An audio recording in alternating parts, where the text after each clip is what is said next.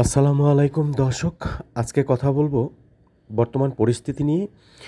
পৃথিবীর সবচাইতে কোন দেশ এখন ভিসা দিচ্ছে, কোন দেশ ভিসা দিচ্ছে না, বাংলাদেশের সমসাময়িক ব্যাপার নিয়ে চিহ্নিত তারা এবং বাংলাদেশি পাসপোর্ট হোল্ডারদের কোন দেশে ভিসা দেওয়ার সম্ভাবনা আছে বা কোন দেশ ভিসা অলরেডি বন্ধ করছে, এই বিষয় নিয়ে আলোচনা করব। আজকের আলোচনাটা হচ্ছে কোন দেশে আপনাদেরকে ভিসা আপনারা অ্যাপ্লিকেশন করতে পারেন বা যাওয়ার জন্য চিন্তাভাবনা করতে পারেন, এই ব্যাপার নিয়ে কথা বলবো।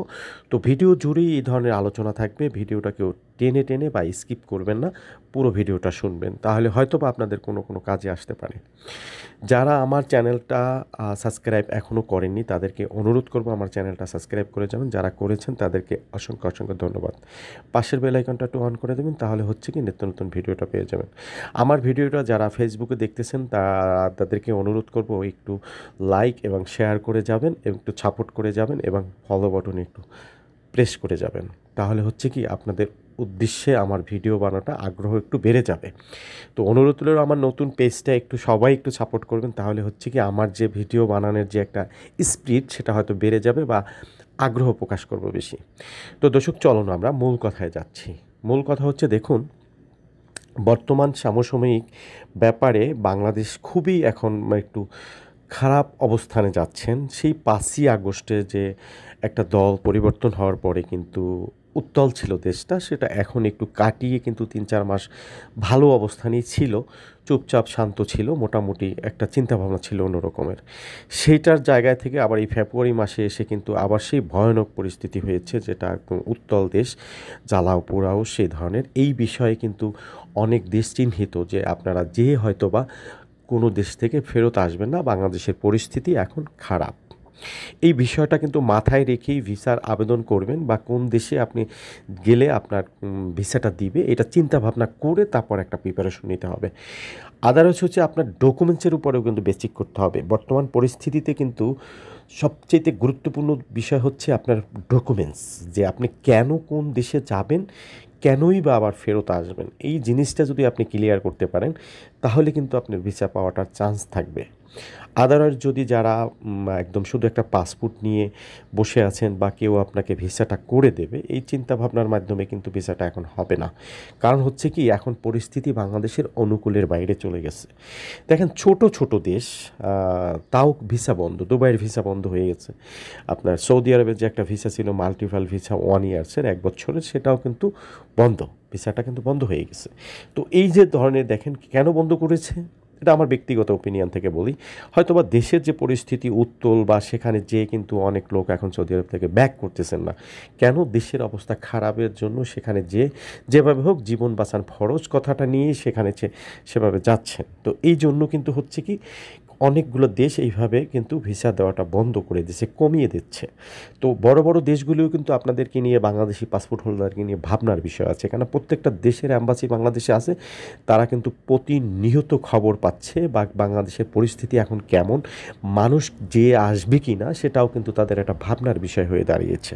কারণ হচ্ছে কি, যে এখন দেখেন কোনো লোক হচ্ছে যে নিজেকে বাঁচানোর জন্য বা কোনো দেশে যাওয়ার জন্য চেষ্টা করতেছে বা সেখানে আসবে না।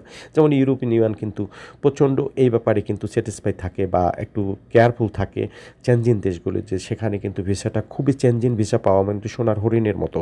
চেনজিনরা ভাবে যে সেখানে সে আর আসবে না, কারণ চেনজিনের অনেক দেশে কিন্তু সেটেল হওয়া যায়, সেই সুযোগটা আছে। একটা ভিসা দিয়ে আপনি কিন্তু 30টা দেশে ঘুরতে পারতেছেন। সেই জন্য কিন্তু তারা খুবই কেয়ারফুলে থাকে এবং ভিসাটা কিন্তু স্লোলি দেয়। সেই এখন বর্তমান পরিস্থিতি কিন্তু একদমই কমিয়ে দিয়েছে। তো এটা আমি বর্তমানে খেয়াল করেছি, খবর নিয়েছি এবং সব কিছু মিলিয়ে দেখলাম যে ইউরোপিয়ান ইউনিয়ন কিন্তু ভিসাটা খুবই কম দিচ্ছে বাংলাদেশের পরিস্থিতি এবং সাময়িক বিষয় নিয়ে ভেবে। তারপর হচ্ছে যে দেখেন কানাডার ভিসা অবশ্যই খোলা আছে, কানাডাতেও ভিসাও টুকটাক দিচ্ছে, বাট হচ্ছে কি ডকুমেন্টসের উপরে ফোকাস করতে হবে। তবে আপনারা এই সময়টার কালা কী করতে পারেন, যারা ইউএসএ যাবেন আমেরিকাতে, তারা কিন্তু এখন ডেটটা নিতে পারেন। কারণ আমেরিকার কিন্তু একটা রেস্ট্রিক্টেড থাকে, সেটা কিন্তু 1 বছর পরে আপনি ইন্টারভিউ দিতে পাচ্ছেন। ইন্টারভিউ ছাড়া আপনাকে কিন্তু ভিসা হবে না।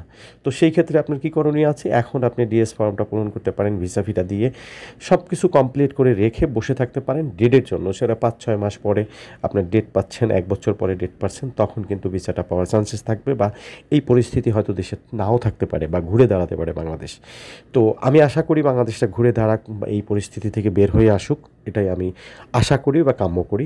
তবে বাংলাদেশের পরিস্থিতি যে এখন যে ঘোলাটে, এতে কিন্তু অনেক দেশের ভিসাটাই কিন্তু কমিয়ে দিচ্ছে। এটা আপনার আমার কোনো কারোর ব্যক্তিগত প্রবলেম না বা কোনো দেশের কোনো প্রবলেম না। সে ইচ্ছা করে ভিসাটা যে রেস্ট্রিক্ট করেছে বা কমিয়ে দিচ্ছে সেটা না। সেটা হচ্ছে বাংলাদেশের প্রবলেমের কারণে। সেজন্য বলব আপনারা এই সময়টার কালা বসে, বসে ডকুমেন্টসগুলো তৈরি করেন বা একটু চিন্তা ভাবনা করেন কে কোন দেশে যাবেন। তারপর হচ্ছে আপনার আশা ভরসা করাটা। কারণ হচ্ছে কি আপনি এখন ডকুমেন্টসটা তৈরি করে রাখলে হয়তো যে বাংলাদেশটা যখন ঘুরে দাঁড়িয়ে যাবে তখন সাথে, সাথে আপনি কিন্তু আবেদন করতে পারবেন এবং আবেদন করলে হয়তো ভিসাটা আপনার পাওয়ার সম্ভাবনা আছে। কারণ এই মুহূর্তে আমি মনে করব যাদের একটু প্রবলেম ক্রিয়েট আছে, যাদের ডকুমেন্টস শর্ট আছে, যাদের ব্যাংক স্টেটমেন্টেও শর্ট আছে বা পুরো ফুলফল নেই, তারা একটু এইগুলি করবেন, এই কাজগুলি ব্যাঙ্ক স্টেটমেন্টটা ঠিক করবেন, ট্রানজ্যাকশন বানাবেন এবং যাদের লাইসেন্স ট্রেড লাইসেন্স যাদের নেই তারা এগুলি কমপ্লিট করবেন আস্তে ধীরে করে, তারপরে ভিসা পাওয়াটার জন্য চেষ্টা করবেন। কেননা এই ছিল আমার আজকের মূল কথা, বা জাস্ট আমাদের দর্শকের জন্য সাজেস্ট দেওয়া, দর্শকরে বা এই পরিস্থিতিটাকেই দর্শকরে জানিয়ে তোলা। বা অনেকে হয়তো ভুল চিন্তা যে আমার এই মুহূর্তে ভিসা দেবে, বা অনেক দালাল চক্র আছে বা এজেন্সি আছে যে তাদের বসে বসে থাকা, ঘর ভাড়া দেওয়াটা কেমন না, অফিস ভাড়াটা, সেজন্য সেটা কাস্টমারকে কনভিন্স করে পাসপোর্টটা নেওয়া, টাকা নেওয়া, ভাই ভিসাটা তো পাওয়াটা বড় জরুরি ব্যাপার, তাই না? সেই ক্ষেত্রে তাদেরকে আমি এই ইনফরমেশনটা করলাম। তো দর্শক ভালো থাকবেন, সুস্থ থাকবেন, আল্লাহ হাফেজ। আবার নতুন কোনো ভিডিও নিয়ে আসবো।